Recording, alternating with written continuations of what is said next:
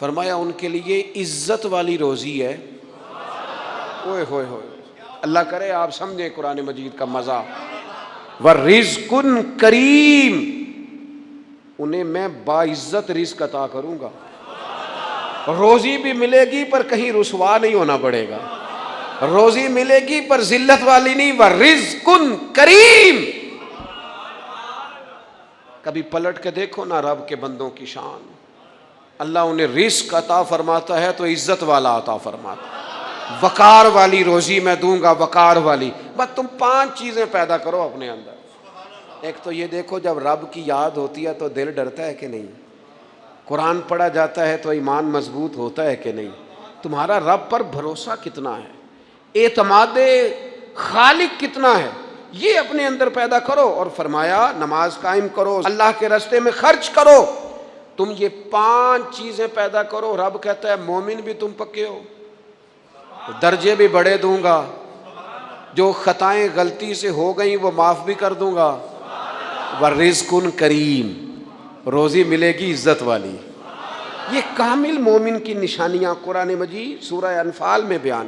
ہم نا بعض ایسی چیزوں کا آہستہ آہستہ شکار ہوتے جا رہے ہیں جن میں ہمیں انتہائی زیادہ سمجھداری کی ضرورت ہے، معاملہ فہمی کی ضرورت. بندہ مومن کیا ہوتا ہے، اس کی علامتیں ہوتی ہیں، اس کی شانیں ہوتی ہیں. مومن کا ایک اپنا وقار ہوتا ہے، اس کی اپنی ایک الگ وزاداری ہوتی ہے، اس کا ایک اپنا اللہ تبارک و تعالیٰ نے سٹیٹس بنایا ہوتا ہے.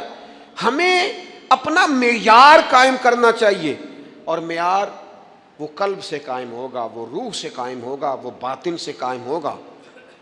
بندہ مومن کا مقام سب سے پہلے اسے خود پتہ ہونا چاہیے کہ میرا توکل کتنا مضبوط ہے. اسے خود پتہ ہونا چاہیے. مجھے نہیں پتا آپ میں سے فجر کس کس نے پڑھی ہے، مجھے تو اپنا پتہ ہے. یہ ہمیں خود پتہ ہونا چاہیے کہ ہمارا معیار کیا ہے نماز کے معاملے میں. میں نہیں جانتا آپ کی جیبوں میں کتنا ہے اور آپ کتنا اللہ کی راہ میں خرچ کرتے ہیں. یہ بندے کا رب سے رشتہ ہے، یہ آپ جانے، آپ کا خدا جانے، میں جانوں، میرا رب جانے. اللہ کی ذات پر بھروسہ کتنا ہے، یہ لوگوں سے نہ پوچھتے پھریں، لوگوں کو نہ بتاتے پھریں. یہ تو دل کا معاملہ، اپنے آپ سے پوچھیں، اپنے آپ کو خود اپنے سامنے کھڑا کریں، اپنا حساب خود کریں، اپنے سے کبھی کبھی سوال و جواب کریں، اپنے سے گفتگو کریں. پر کیا کریں، ہم ساری زندگی اپنا دنیاوی معیار ہی ٹھیک کرتے رہے، اپنے پیسوں کا حساب ہی لگاتے رہے. گھر، مکان، گاڑی، سٹیٹس، آنا جانا، سلام دعا کتنی ہے. یہ ساری چیزیں جن لوگوں کی مضبوط ہیں، نیند ان کی کچی ہے. دنیاوی سٹیٹس جتنا لوگوں کا مضبوط ہے، سوچیں ان کی ٹوٹی ہوئی ہیں، نظریات بکھرے ہوئے ہیں، لفظوں اور جملوں میں کمزوری ہے. باتیں جو ہیں وہ محسوس ہوتا ہے کہ ابھی تک یہ بندہ اطمینان ہی نہیں حاصل کر سکا زندگی میں، ابھی تک کوئی گفتگو پکی نہیں، کسی بات میں وزن نہیں، کسی جگہ ٹھہراؤ نہیں. کب ہوگا؟ رب کہتا ہے پہلے اپنے دل سے پوچھ. یہ ادھر ادھر کی باتوں سے تو ڈرتا ہے، یہ رب سے کتنا ڈرتا ہے. پتہ ہے نبی پاک علیہ السلام کے صحابہ کا سٹیٹس کیا تھا، معیار کیا تھا رب سے ڈرنے کا؟ 2 چیزیں ایمان کو مضبوط کرتی ہیں، ایک رب سے ڈرنا، ایک اس کی رحمت کی امید رکھنا. ایک بات ہے سیدنا عمر کی، شیر کی باتیں شیروں جیسی. حضرت فاروق اعظم کی ایک بات اس مضمون پر بڑی طاقتور ہے. حضرت عمر فرمایا کرتے تھے مجھے اپنے رب کی رحمت سے امید اتنی ہے کہ نبیوں، رسولوں، پیغمبروں کے بعد اگر یہ اعلان ہوا نا کہ ساری دنیا کے لیے فیصلہ اور ہے، ایک بندہ صرف جنت میں جائے گا، تو حضرت عمر کہتے ہیں مجھے پکا یقین ہے رب بڑا مہربان ہے، عمر کو جنت دے گا. یہ میری امید ہے اپنے مالک سے، وہ بڑا کریم ہے، مجھے پتہ ہے میرے اوپر بڑی رحمت کرتا ہے، مجھ سے میرا مالک بڑا پیار کرتا ہے. اس نے کہنا چل تو کمزور ہے سب سے، تو جنت میں جانا. فرمایا جو بغیر حساب کے کہ جنت میں جائے گا، لگتا ہے میرے اوپر کرم کرے گا میں جاؤں گا. لیکن حضرت عمر کہتے ہیں مجھے ڈر اتنا لگتا ہے، اس لیے کہ جتنا کریم ہے نا اتنا بے نیاز بھی ہے. تے بے پرواہ نال یاری لا کے پیندے نے دکھ سہنے. کہتے ہیں اس کی بے پرواہی سے اتنا ڈرتا ہوں کہ اگر قیامت میں اعلان ہوا نا سب جنت میں چلے گئے ایک رکے اس کا حساب سخت ہے، اس سے باز پرس کرنی ہے، استفسار کرنا ہے، ایک رکے.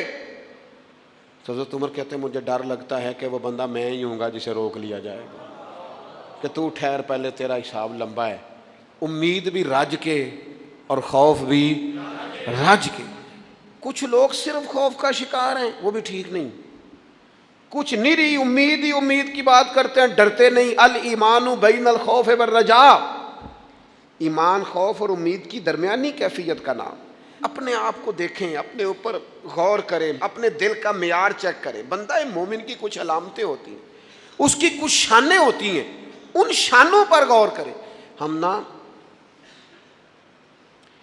جب تک اپنے باطن کو مضبوط نہیں کر لیتے، جب تک ہم روحانیت کی مضبوطی اپنے اندر پیدا نہیں کر لیتے، اور جب تک ہم روحانی طور پر طاقتور نہیں ہو جاتے، آپ لاکھوں روپے کا جوڑا پہن لیں اور آپ کا قد بڑا اونچا ہو اور آپ کا چہرہ بڑا روشن ہو، لیکن اندر اگر نور نہیں ہے نا میرے دوست، تو لوگ تو ہو سکتا ہے آپ کی فوٹو بڑے شوق سے کھینچیں کہ بڑا قد کاٹ ہے، لیکن آپ بے قرار ہیں.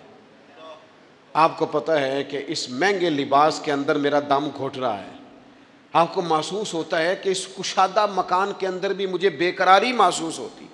آپ اپنے اندر ایک عجیب سی تکلیف محسوس کرتے ہیں. لیکن اگر آپ کا باطن مضبوط ہو جائے، اللہ پہ بھروسہ ہو جائے، زندگی اس کی بارگاہ میں جھکنے والی ہو جائے، رسول پاک کے دروازے کی گدا بن کے بندہ جینا شروع کر دے، آپ یقین کریں سادے کپڑوں کے اندر بھی کئی دفعہ بندہ محسوس کرتا ہے یار میرا لباس تھوڑا سا سستا ہے، پر اللہ تعالیٰ نے جو مجھے ایمان عطا کیا ہے وہ سب سے زیادہ مہنگی چیز ہے، وہ سب سے زیادہ طاقتور چیز ہے.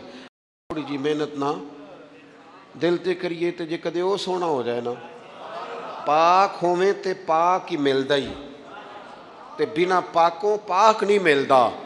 سارے جسم دے دھون دے نالوں اکو تولا ہے ٹکڑا دل دا.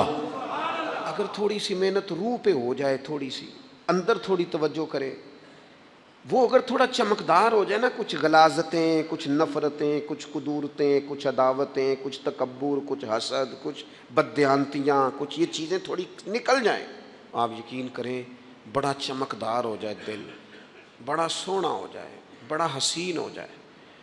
یہ باطن ٹھیک ہو جائے نا تو اللہ کی ساری مخلوق حسین لگنے لگ جاتی ہے. بندے کو نا کچھ عجیب سی کیفیات سے اللہ مالا مال کرتا ہے. اسے کوئی اللہ تعالیٰ ایسا انشراح صدر دیتا ہے، دل کو ایسا ٹھنڈا کرتا ہے، سکون نصیب ہو جاتا ہے. نبی اکرم نور مجسم شفیع معظم صلی اللہ تعالیٰ علیہ وآلہ وسلم سے پوچھا گیا یا رسول اللہ ایمان کیا ہے؟ ایک کیفیت کا نام ہے نا. ایمان کی صورت تو نہیں ہوتی، ایمان کا روپ تو نہیں ہوتا، وہ مجسم شکل میں تو نہیں ہوتا، ایک باطنی کیفیت ہے نا. یا رسول اللہ صلی اللہ تعالیٰ علیہ وسلم آپ سب سے اعلیٰ، اس کا معیار آپ ہی جانتے، کریم بتا دیجئے، ایک بندہ نوازی فرمائیے ایمان کیا ہے؟ تو نبی اکرم صلی اللہ تعالیٰ علیہ وسلم نے فرمایا جب تمہاری نیکی تمہیں خوش کرنے لگے اور جب تمہارا گناہ تمہیں غمگین کرنے لگے تو مطلب یہ ہے کہ تم مومن ہو. اور اگر گناہ کر کے بھی تم غمگین نہیں ہوتے، تکبر کر کے بھی تم غمگین نہیں، حسد کر کے بھی غمگین نہیں، حرام کھا کے بھی غمگین نہیں، لوگوں کا دل توڑ کے بھی غمگین نہیں، کسی کے حق پہ قبضہ کر کے بھی تمہیں غم کوئی نہیں، بہت سارے لوگوں کو بیوقوف سمجھ کر، نادان سمجھ کر، احمق کہہ کر، جاہل کہہ کر، عزتیں اتار کر بھی تم غمگین نہیں ہوتے، تو اس کا مطلب ہے تم نے معیار ایمان کو نہیں پایا. حضور فرمانے لگے نیکی خوش کرے اور گناہ تجھے غمگین کرے. آپ یقین کریں اب نہیں کرتا لوگوں کو گناہ غمگین. لوگ کسی بندے کا دل توڑ کے، اس کی عزت اتار کے، اسے پریشان کر کے، جھڑک کے کہتے ہیں آیا تھا بندہ سنائیا میں نے 4، وہ تو نے گناہ کر کے اب تو بتا رہا ہے. کسی کو ڈانٹ ڈپٹ کے دل توڑ کے کہانیاں سنا رہا ہے، چلاکیاں کر کے اور تیزیاں دکھا کے. یہ تو بندہ مومن کی شان نہیں ہے. میرے کریم نے تو فرمایا نیکی تجھے سکون دے، اور جب تو گناہ کر کے غمگین ہو تو اس کا مطلب ہے تم مومن ہو. تو فوراً عرض کی یا رسول اللہ پھر بتا دیں گناہ کیا ہوتا ہے؟ تو حضور فرمانے لگے جو چیز تیرے دل میں کھٹکے وہی تو گناہ ہے۔ وہ جو چبھ رہی ہے نا، مومن کے دل میں غلطی چبھتی ہے، کھٹکتی ہے، اسے پریشان کرتی ہے یہ غلطی، اگر وہ چبھتی ہے تو پھر اس کا مطلب ہے وہ گناہ ہے۔ آج کل نا لوگوں نے گناہ کو گناہ سمجھنا چھوڑ دیا۔ کسی نے کہا تھا جنوں کا نام خرد رکھ دیا، خرد کا جنوں، جو چاہے آپ کا حسن کرشمہ ساز کرے، آپ جو چاہیں نام رکھیں، جو آپ کی طبیعت آئے آپ وہ کام کریں، آپ اپنی مرضی سے نیکی اور بدی کا معیار قائم کر لیں، یہ ٹھیک نہیں ہے۔ اللہ کے رسول صلی اللہ تعالیٰ علیہ وسلم نے جو آئینہ ایک بندہ مومن کے لیے بنایا ہے، اس آئینے کو ہمیشہ برقرار رکھا جائے، اپنے اندر وہ علامات تلاش کی جائیں جو ایمان کے بعد مومن کے اندر تبدیلیاں آتی ہیں، قلبی طور پر، روحانی طور پر اور اخلاقی طور پر۔ میں دیکھتا ہوں آج کل نا ہمارے ہاں سب سے زیادہ جس چیز کا فقدان ہے وہ محبت ہے۔ ہمارے لہجے، ہمارا انداز، ہمارا طریقہ، ہمارا اٹھنا بیٹھنا، اس کے اندر نا محبت نہیں۔ ہم نا لہجے الفت والے نہیں، مزاج محبت والا۔ کسی جگہ یار کوئی چلو پنجابی بندے ہیں، ایک دیسی گل تو انہوں سنانے میں مزہ آئے گا۔ وہ ایک جگہ نا کہیں ہم بیٹھے تھے ایک دفعہ، تو کسی شخص نے کسی سے کوئی لینی دینی تھی چیز، تو اس نے بات کی، تو آپ کو پتہ ہے وہ ریٹ لینے والا بہت زیادہ مانگ لیتا ہے اور دینے والا کوشش کرتا ہے صفر سے شروع کروں، نیچے سے ریٹ دیتا ہے۔ اس نے کوئی بات کی، ریٹ تھوڑا بتایا تو سامنے والا ناراض ہو گیا، کہنے لگا تو کس طرح کا بندہ ہے، کنج دی گل کی تھی۔ اب یہ جو ریٹ لگانے والا تھا اس نے بڑا حسین بات کی، وہ بندہ جواب میں بڑے غصے میں آ گیا، اس نے تلخ لب و لہجہ، لگتا تھا تھوڑی دیر کے بعد اٹھ پڑے گا، گریبان تامے گا۔ تو ہنس کے کہنے لگا یار وہ لینا دینا تے مقدرہ ہے، گل تے پیار نال کر۔ او میں نہ جناب شاعر مزاج آدمی نہ کئی دفعہ پورا فدا ہو جاتا ہے، میرا دل کرے اس بندے کے ہاتھ چوم لو، اس نے کمال بات، اس نے کہا لینا دینا تے اوے گل تے پیار نال کر یار، دو گھڑیاں دا بہن ہے، ذرا پیار سے بات کر، کیا ہو گیا تجھے، ملنے آئے ہیں، غنیمت جانیے مل بیٹھنے کو، جدائی کی گھڑی سر پر کھڑی ہے، ابھی الارم بجے گا اٹھ کے تو اپنے گھر میں اپنے گھر، او بات تو پیار سے کر، او بول تو محبت کے ساتھ، سودا دینا بیچنا لینا الگ بات، او تو بولا تو ٹھیک کر، تیرا لہجہ تو ٹھیک ہو، تیری گفتگو تو ٹھیک ہو۔ لو سنو نا کیا کہا مدینے والے محبوب نے، کیا بات ہے میرے کریم رسول کی، حضور نے بات کھول کر بیان کر دی، مشکات میں موجود ہے۔ حضور فرمانے لگے اللہ کو ماننے والا، میرا کلمہ پڑھنے والا، فرمایا جو مومن ہوتا ہے نا، مومن ہوتا ہی الفت والا ہے، مومن ہوتا ہی محبت والا ہے۔ مومن اور محبت یہ لازم و ملزوم ہے، مومن اور محبت یہ ایک چیز کے دو نام ہیں۔ حضور فرمانے لگے مشکات میں حدیث ہے، فرمایا مومن ہوتا ہی محبت والا ہے، فرمایا اس بندے میں کوئی خیر ہی نہیں، نہ کسی سے پیار کرے نہ کوئی اس سے پیار کرے۔